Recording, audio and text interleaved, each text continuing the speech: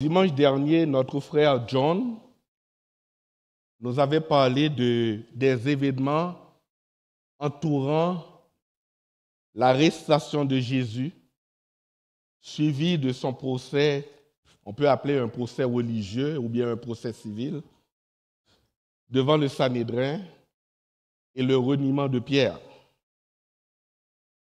Notre frère avait dit à la fin, à la conclusion du procès que Jésus a eu devant le Sanhédrin avait condamné Jésus à mort pour blasphème. Et cependant, le Sanhédrin n'avait pas le droit d'exécuter une sentence de mort.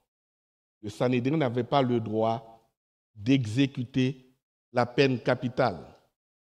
Pour cela, il devrait amener Jésus devant le gouverneur.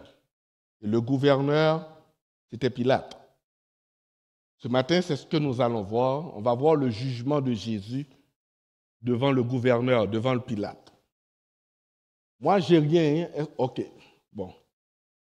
C'est le jugement de Jésus dans Marc, chapitre 15, les versets 1 à 20. On va regarder 3 éléments essentiels dans ce texte. On va voir d'abord Jésus devant Pilate, les versets 1 à 5. Jésus-Christ ou Jésus Barabbas. Dans certaines versions, on dit Jésus Barabbas aussi. Jésus ou Barabbas, les versets 6 à 15. Jésus condamné et ridiculisé. En chacun de ces points-là, on va faire des applications et après, on fait les applications, l'application et la conclusion. Le texte nous dit, tôt le matin, les membres du Sanhédrin livrèrent Jésus à Ponce Pilate pour qu'il prononce sa condamnation. C'était quoi le Sanhédrin en tant que tel? Le Sanhédrin était calqué sur le modèle que Dieu avait dit à Moïse. Dans le Nombre, chapitre 11, verset 16, nous trouvons que Dieu avait demandé Moïse avait dit à Moïse, ou bien Moïse avait installé les 70 anciens.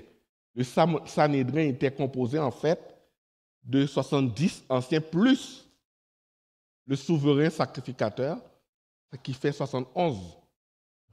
Mais ils avaient un noyau de sacrificateurs qu'on trouve dans 1 Chronique chapitre 24, quand l'auteur de Chronique parlait des sacrificateurs. Il y avait un sacrificateur pour chaque membre de famille, il y avait 24.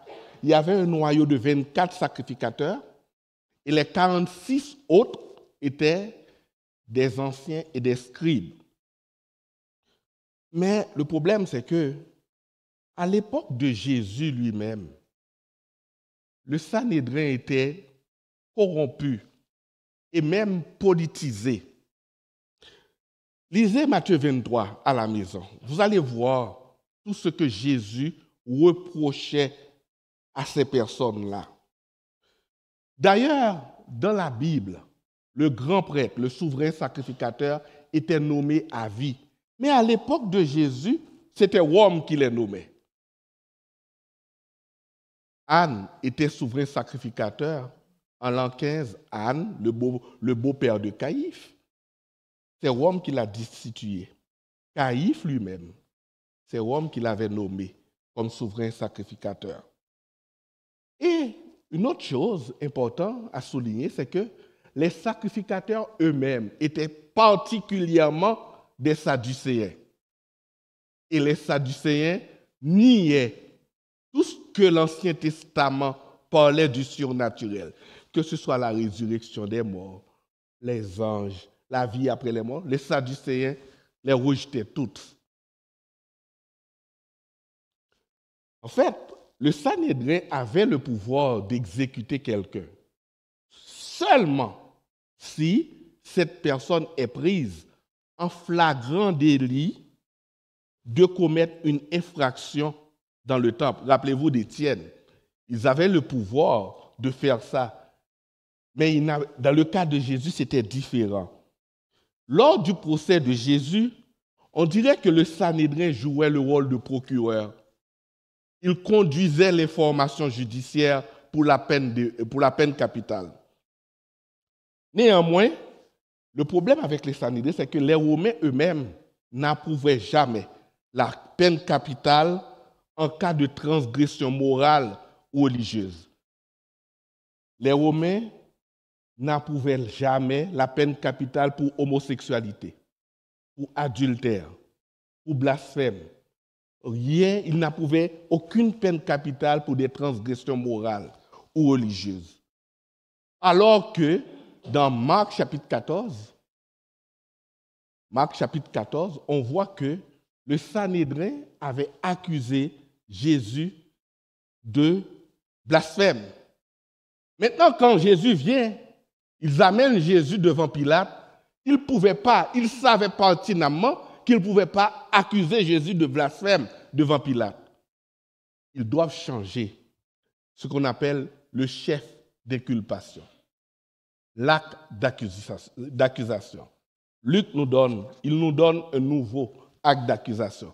Ils ont dit à Pilate, nous avons trouvé cet homme qui incitait notre nation à la révolte, empêchait de payer l'impôt à César et se disait lui-même Christ roi. Dans cet acte d'accusation, il y a trois éléments essentiels. Un, il s'agit de sédition, inciter notre nation, sédition ou bien révolte, ou bien encore, comme on va voir dans le cas de Barabbas, émeute. Deux, notre nation empêchait de payer l'impôt à César, rébellion. Rappelez-vous que Jésus lui-même avait dit « Donnez à César ce qui est à César et à Dieu ce qui est à Dieu ». Mais ils accusaient Jésus de refuser de payer l'impôt à César et se disaient lui-même roi. C'est conspiration, trahison. Ils changent l'acte d'accusation qui était religieux, blasphème, pour un acte d'accusation politique maintenant. C'est de cette manière-là qu'ils présentent le cas, l'affaire devant Pilate. Maintenant, Jésus devant Pilate, Jésus va être jugé devant Pilate parce que Pilate maintenant a une affaire politique devant lui. C'est pour cela que la première question de Pilate demanda à Jésus, es-tu roi? C'est pour cela que tantôt on va le voir. Mais qui était Pilate? Juste avant d'entrer, qui était Pilate lui-même? Pilate était gouverneur de l'an 26, à l'an 36, sous Tibère. C'était quoi son rôle en tant que gouverneur de la province de Judée-Samarie? Son rôle était normalement de maintenir l'ordre, de percevoir les impôts, de rendre la justice, et aussi, Pilate avait le pouvoir d'administrer la peine capitale. Des recherches historiques ont prouvé l'existence de Pilate.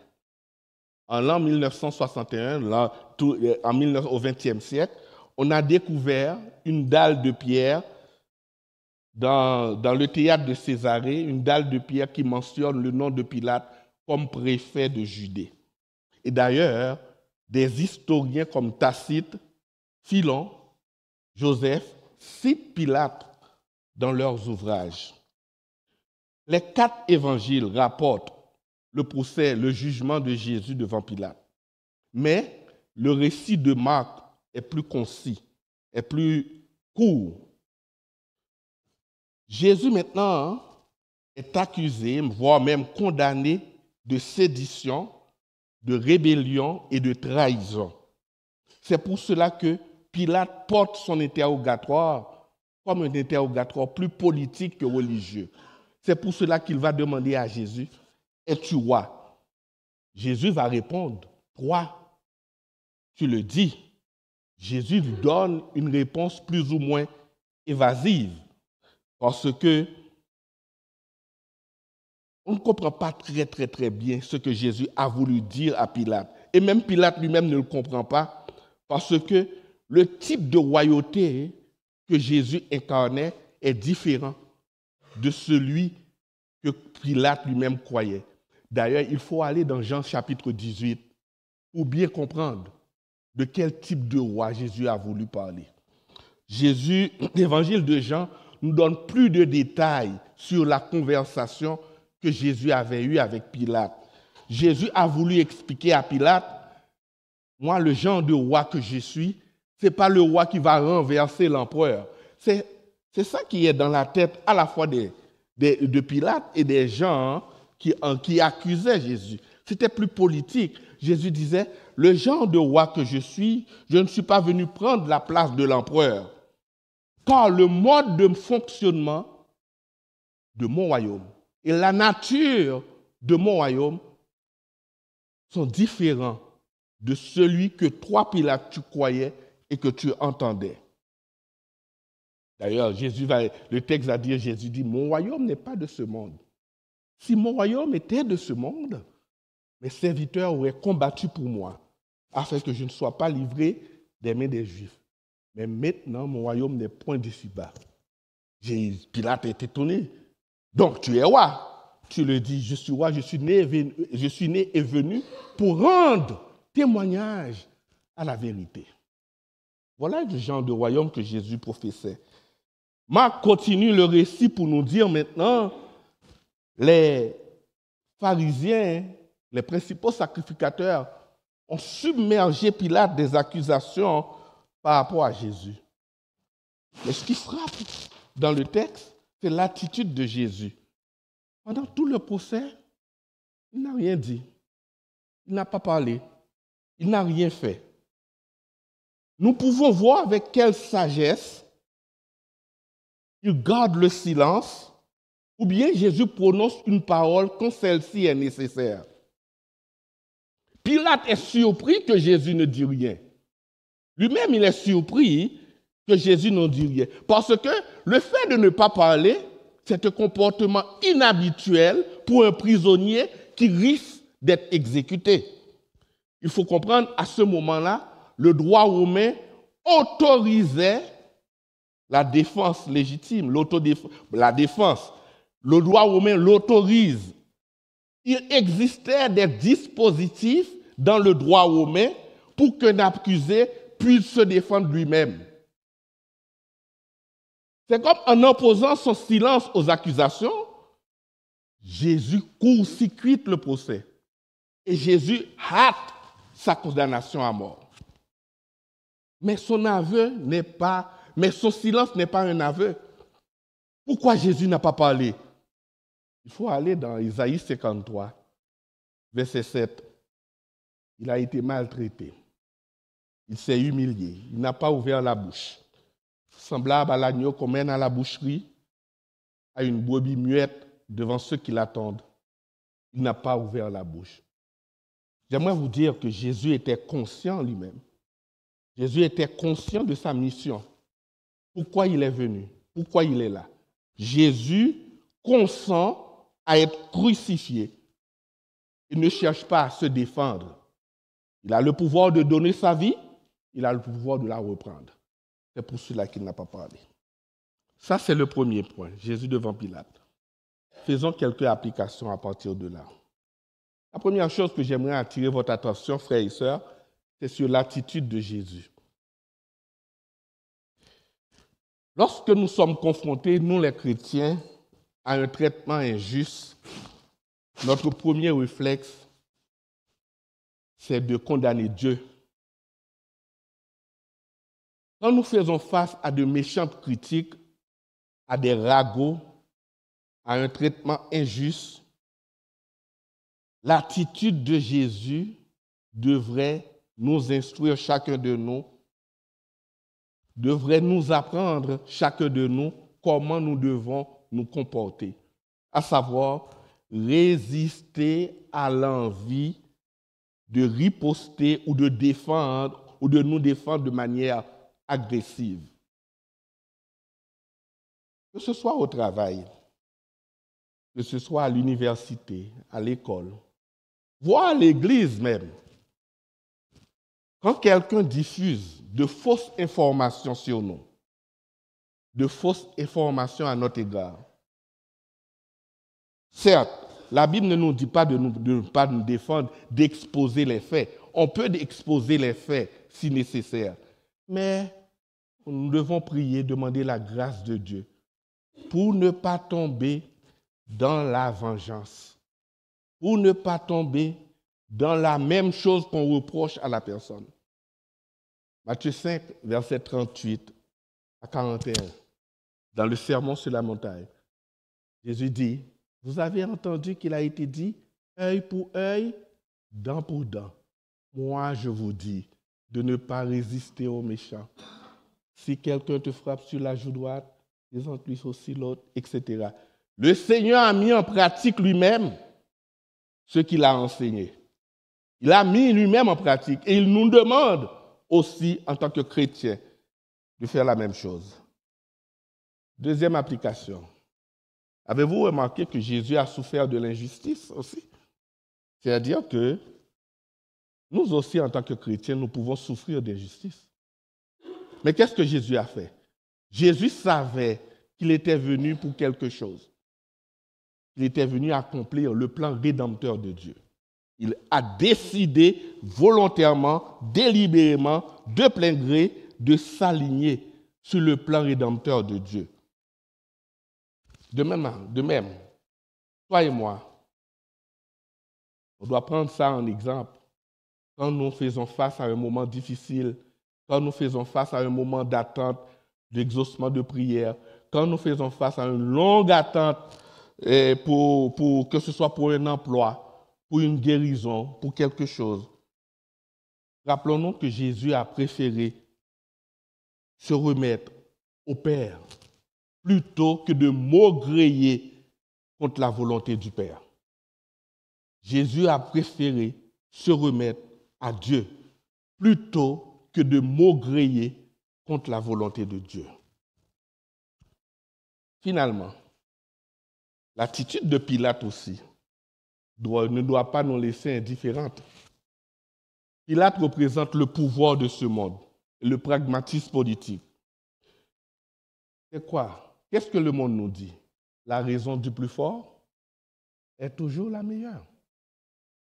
Mais dans l'Église de Jésus-Christ, en tant que chrétien, la Bible nous enseigne, non, quand on a le pouvoir, ce n'est pas de l'utiliser pour dominer par le contrôle ou par la peur.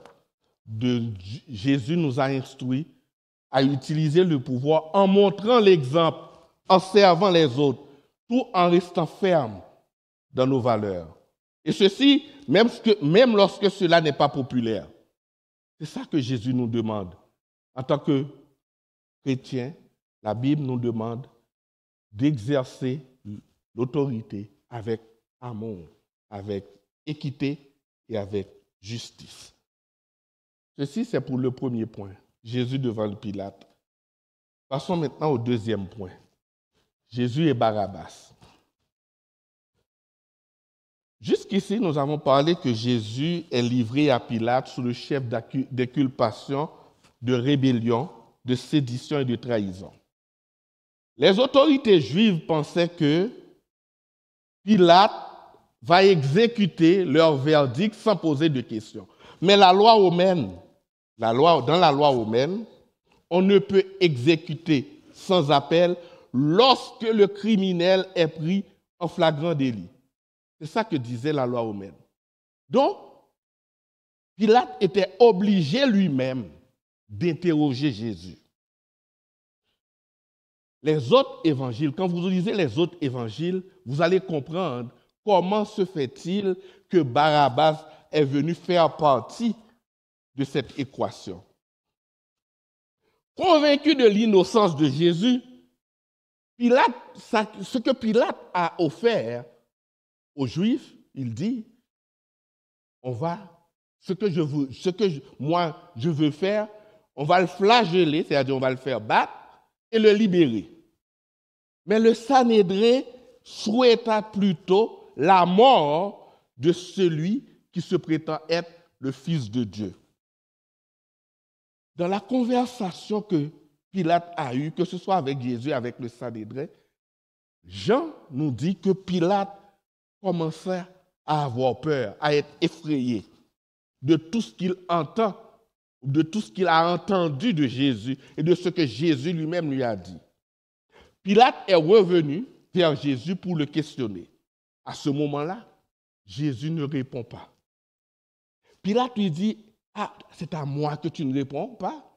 Ne sais-tu pas que j'ai le pouvoir de te relâcher ou bien de te faire exécuter? » Jésus va répondre en énonçant la souveraineté de Dieu dans ce qui se passe maintenant. Tu ne pourras exercer sur moi aucun pouvoir si cela n'avait pas été donné de Dieu. Et Jésus va ajouter quelque chose en mentionnant l'énormité de la faute des hommes qui ont livré Jésus à Pilate. Conscient de la situation, Jean nous dit, Pilate prend encore à nouveau l'initiative de le relâcher. À ce moment-là, les pharisiens, le Sanhédrin va dire à Pilate, si tu le relâches, tu n'es pas ami de César. Quiconque se fait roi est ennemi de César. Qu'est-ce qu'ils ont fait? Ils ont ainsi, pour convaincre Pilate de le crucifier, ils font appel à son sens politique et à son intérêt personnel. Pilate se trouve devant un dilemme. Le dilemme de Pilate, c'est que, sa conscience lui dit que l'accusé est innocent. D'un autre côté, il y a sa carrière professionnelle ou bien politique. Et en plus de ça, Matthieu nous dit, pendant que Pilate siège sur le tribunal, sa femme lui dit, écoute, il n'y a rien entre toi et ce juste, parce qu'il m'a fait beaucoup souffrir. Il m'a fait beaucoup souffrir hier en songe. Waouh! Le degré d'angoisse de Pilate commence à augmenter. Pilate cherche une porte de sortie. Il en trouve une. Dans un intime effort pour relâcher Jésus, Pilate va se servir d'une coutume ayant cours à l'époque. Marc nous dit, à chaque fête, le gouverneur avait coutume de relâcher un prisonnier, ce qu'il demandait. Je dois dire en passant qu'il n'existe aucune confirmation historique externe de cette coutume. Mais cela correspond aux pratiques romaines d'apaisement. 2 prisonniers sont présentés. Jésus Barabbas ou Jésus qui est appelé le Christ. Matthieu 27, verset 17. En araméen, le nom Barabbas signifie fils du Père.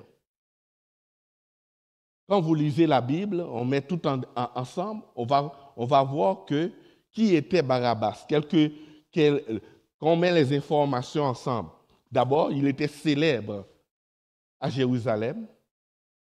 C'était un brigand dans le sens qu'il était probablement un agitateur politique. Il était en prison, il était prisonnier. Pourquoi? Parce qu'il avait, avec les membres de son groupe, il avait des émeutiers qui avaient commis une émeute et un meurtre. Il était en prison. Il faut regarder bien comprendre. Barabbas symbolisait le genre de Messie que le peuple attendait. Un Messie qui devrait renverser Rome par la force. C'est ça que le peuple voulait. Il y a d'un côté Barabbas, de l'autre côté, il y a Jésus. Pilate semble certain que le peuple va choisir Jésus.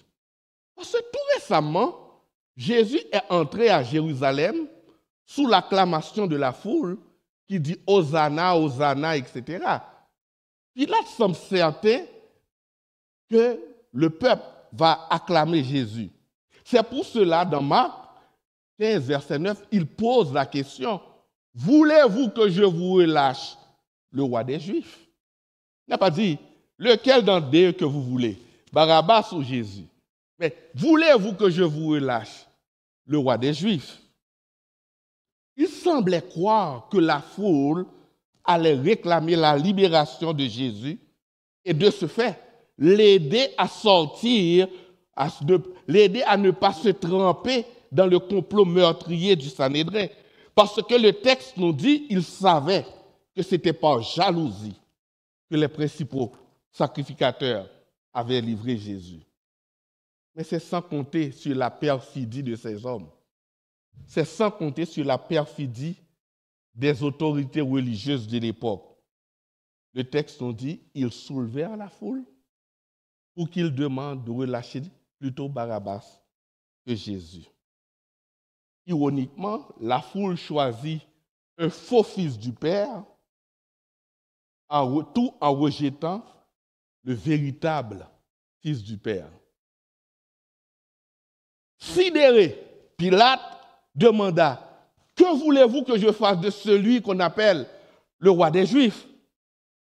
Ils crièrent, « Crucifie-le. » La réponse est claire, sans aucune ambiguïté. On dirait que Pilate ne comprenait pas encore, ou bien Pilate semblait ne pas croire ce qu'il a entendu. Mais quel mal a-t-il fait? Crucifie-le. Matthieu ajoute que son sang retombe sur nous et sur nos enfants. Crucifie-le. Sherwin White, dans Roman Society and Roman Law in the New Testament, disait « Les accusateurs allèguent des faits et le juge décide de ce qu'il faut en faire. » Le juge était Pilate à ce moment. Comme il n'y avait pas de défense, Pilate n'avait d'autre choix que de condamner Jésus. Quelle était la logique du système à ce moment? Marc nous dit alors, voulant satisfaire la foule, il leur relâcha Barabbas et après avoir fait battre Jésus de verge, il le livra pour être crucifié. Pilate sacrifie la justice pour maintenir l'ordre et apaiser la foule. Son échec moral est motivé par l'opportunisme politique. Ce qui est ironique dans cette histoire, c'est que le coupable est libéré, l'innocent est condamné. C'est ce que nous dit. C'est l'image de la substitution et d'expiation que nous trouvons dans Ésaïe chapitre 53, les versets 11 à 12. Deuxième application de cette partie. Le texte nous dit que les principaux sacrificateurs ont attisé la foule pour servir leur propre intérêt. Une chose que j'ai, pendant plus de 35 ans de vie chrétienne, j'ai beaucoup entendu des gens qui m'ont dit qu'ils ont abandonné l'Église à cause d'un pasteur, à cause d'un diacre, à cause d'un frère, qui ont fait du tort, etc. Une chose qu'on peut voir ici, c'est que les autorités religieuses aussi peuvent abuser de leur autorité. C'est l'exemple parfait des autorités juives, religieuses juives, qu'est-ce qu'ils ont fait à Jésus. Les autorités religieuses peuvent aussi abuser de leur autorité. Mais qu'est-ce que la Bible me demande à moi et à toi? La Bible nous demande, nous devons être ancrés, pas dans un homme, pas dans un système, pas dans une idéologie. Nous devons être ancrés dans la parole de Dieu. Nous ne devons pas être ancrés dans la culture religieuse, dans la tradition religieuse, dans les individus. C'est dans la parole de Dieu que la Bible nous demande d'être ancrés. Tout chrétien est appelé à être spirituellement mûr dans la foi. Et là, j'adresse à chacun d'entre vous. Vous devez être spirituellement mûr dans la foi pour dire non, Claude, je ne vais pas faire ce que tu demandes parce que c'est mauvais. Et c'est ce que la Bible demande à chacun de vous ici, pour dire non aux anciens. Si c'est contraire à ce que dit la Bible, non, pasteur, c'est contraire à ce que dit la Bible. Donc je ne vais pas le faire. C'est ça que la Bible. Paul dit dans Éphésiens, Paul nous demande aux Éphésiens de ne plus être des enfants flottants et entraînés à tout vent de doctrine, joués par les hommes avec leurs fourberies et leurs manœuvres destructrices. Deuxièmement, la foule qui acclamait Jésus tout récemment, c'est la foule encore qui dit maintenant de le crucifier. L'opinion publique est instable. L'opinion publique est instable. L'être humain est souvent grégaire. Vous savez ce que ça veut dire? On suit la foule. Souvent, on a cette tendance, on suit la foule. Tu es chrétien, tu es dans le groupe, tu veux faire ce que le groupe veut. Ils font des commentaires sexistes, mais vous êtes chrétien, vous n'êtes là parce que vous voulez satisfaire le groupe. Vous ne dites rien. Il y a des commentaires homophobes, vous ne dites rien parce que vous êtes dans le groupe. Vous suivez le groupe. Il y a des commentaires racistes, grossophobes, sexistes, etc. Vous ne dites rien. Parce que c'est le groupe. Vous suivez le groupe. Regardez ce qui se passe sur les réseaux sociaux maintenant. Parfois même les chrétiens, vous vous lancez entraîner dans des choses sur les réseaux sociaux, la manière dont les réseaux sociaux influencent la vie des gens. J'aimerais vous rappeler que le Seigneur, Jésus, n'a pas cherché à impressionner les gens. Jésus n'a pas cherché à recevoir un grand nombre de likes. Jésus n'a pas cherché à bâtir un groupe de fans, de followers. Non. Jésus est venu donner sa vie à la croix pour que toi et moi aujourd'hui, nous ayons la vie éternelle. Donc, je nous invite à évaluer nos choix à travers la vérité biblique et non à travers ce que les gens pensent de nous ou bien ce que les gens vont dire de nous. Finalement, les gens ont rejeté Jésus parce que Jésus ne correspondait pas à leur attente. Ce n'est pas le genre de roi qu'ils voulaient. Ils ne voulaient pas un roi souffrant, on voulait plutôt un roi conquérant. Ce matin, j'aimerais nous inviter, chacun de nous, à reconsidérer notre conception de Jésus. Quel genre de Jésus que vous voulez avoir? Quel genre de Jésus que vous voulez suivre? Allez-vous suivre Jésus pour qui il est vraiment? Ou allez-vous suivre Jésus pour qui vous voulez qu'il soit? En changeant notre conception de Jésus, cela va nous aider à ne pas abandonner la foi lorsque le plan de Dieu est différent de nos attentes. Voyons le dernier point, Jésus condamné et ridiculisé. Acculé aux circonstances qu'il a si désespérément voulu éviter et ne voyant aucune issue, Pilate leur livre à Jésus pour être crucifié. Le texte nous dit que les soldats quittèrent la résidence du gouverneur, c'est le prétoire. La résidence du gouverneur, c'est le prétoire dans le texte. Ils rassemblèrent la cohorte. Généralement, la cohorte comptait 600 hommes. Mais dans le texte, il pourrait s'agir d'une compagnie de 200 soldats.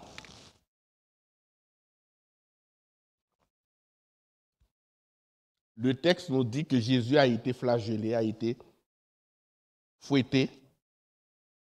D'ailleurs, la flagellation que Pilate a ordonnée ne constitue que le premier d'une longue liste de sévices corporels et émotionnels qui vont se terminer par la mort à la croix. Le texte nous dit que les soldats vont se moquer de lui. Les soldats vont prendre pur plaisir, d'après le texte, à railler Jésus. Mais ce qui est ironique dans ce cas, on dirait que pendant qu'ils font ces choses-là, ils nous aident à découvrir la vraie identité de Jésus en même temps.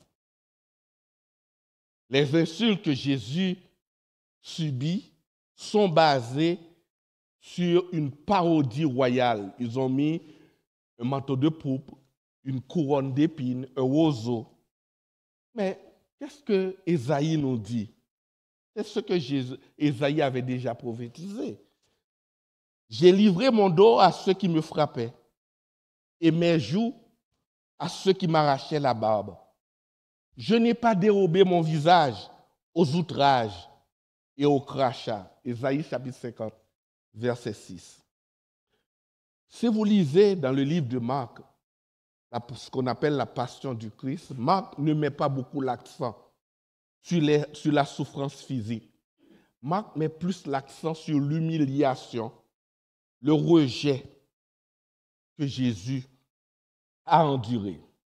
On dirait que dans cette partie-là, le monde entier semblait être monté contre Jésus. Juifs et non-juifs, indifféremment, participaient à sa mort, déterminés à le voir mourir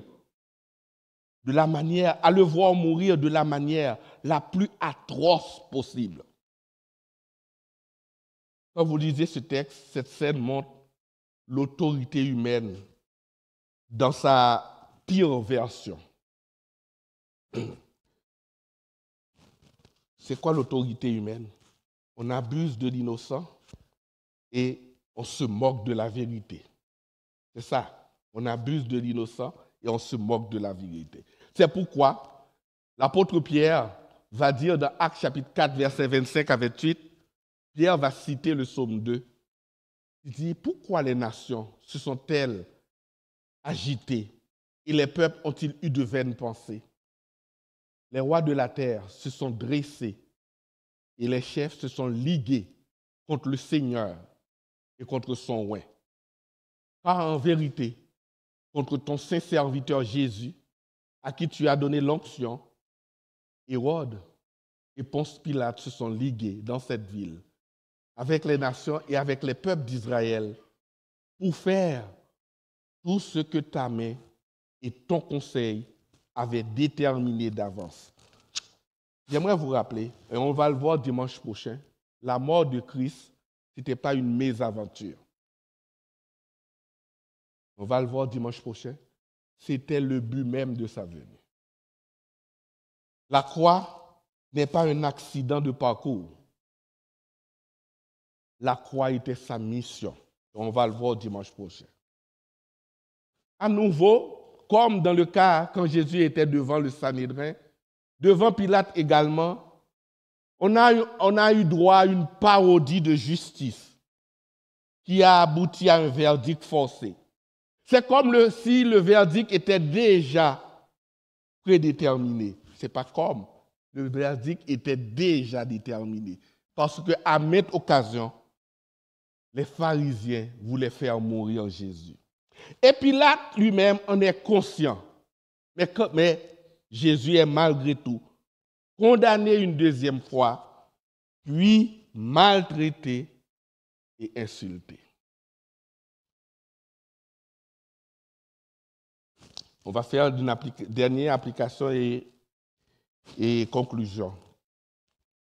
Maintenant, ça ne marche pas, hein, Jean-Bécaire? Ça ne marche pas maintenant. Donc, on s'est dit que, bon, ok, ça arrive. On s'est dit que Jésus était innocent, il était juste, Mais quand même,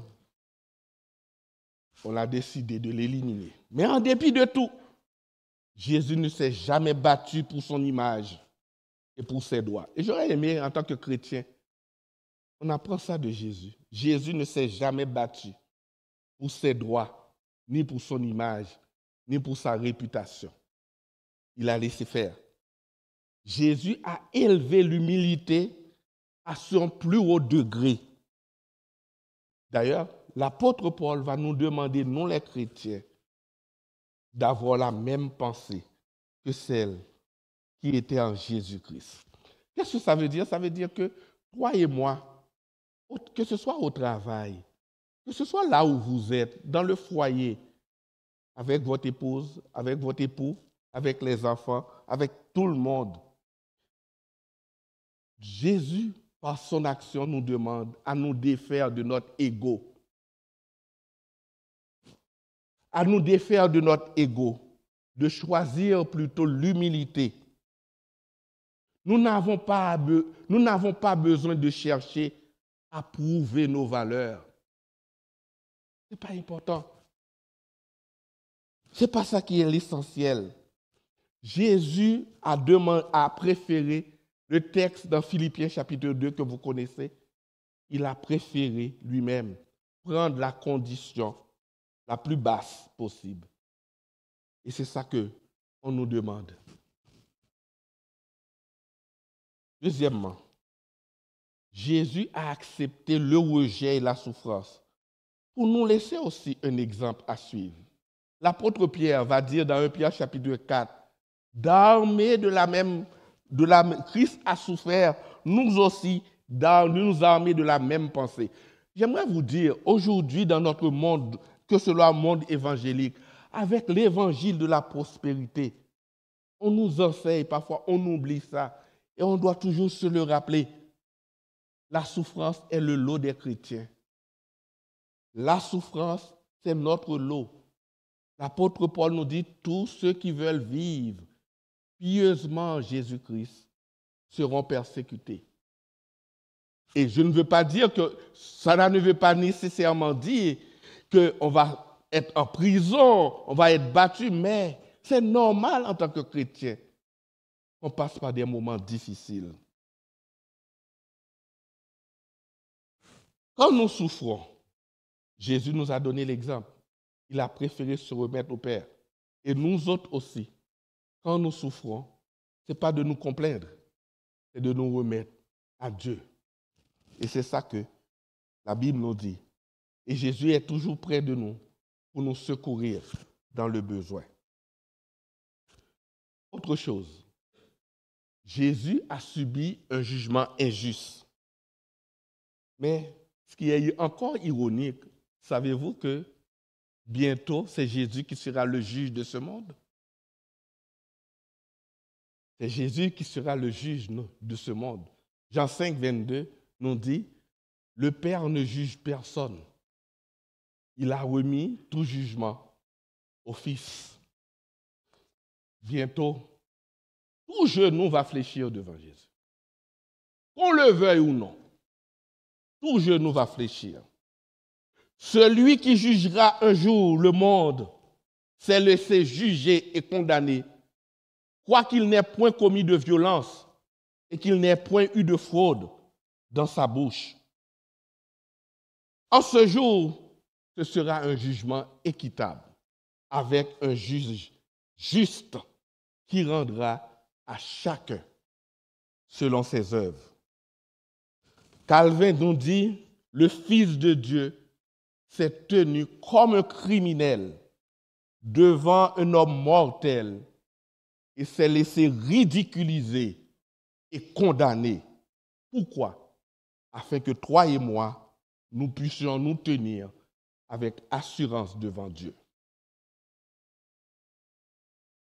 La question que peut-être que vous pouvez me poser ce matin, qu'est-ce que je dois faire pour ne pas tomber sous le coup du jugement de Dieu? La réponse est simple et la Bible nous donne. Pendant que tu es encore en vie, tu m'écoutes ce matin, tourne-toi vers Dieu dans la repentance et confesse le nom de Jésus comme sauveur et Seigneur, si tu le fais de tout cœur, vous avez la vie éternelle. Si tu le fais de tout cœur, tu as la vie éternelle. Excuse-moi. En confessant le nom de Jésus comme Sauveur et Seigneur, en disant que oui, tu crois que Jésus a payé la dette de ton péché, de tes péchés. Et je vais ajouter, c'est l'unique moyen d'échapper au jugement de Dieu. Il n'y en a pas deux. Il n'y a de salut en aucun autre. Car il n'y a sous le ciel aucun autre nom qui a été donné parmi les hommes par lequel nous pouvons être sauvés. Malheureusement, tous ceux qui ont rejeté Christ comme Sauveur et Seigneur seront frappés du jugement de Dieu. Par conséquent, mon conseil pour vous, et comme dit Blaise Pascal, profitez-en, vous n'avez rien à perdre, tout à gagner. Que Dieu vous bénisse.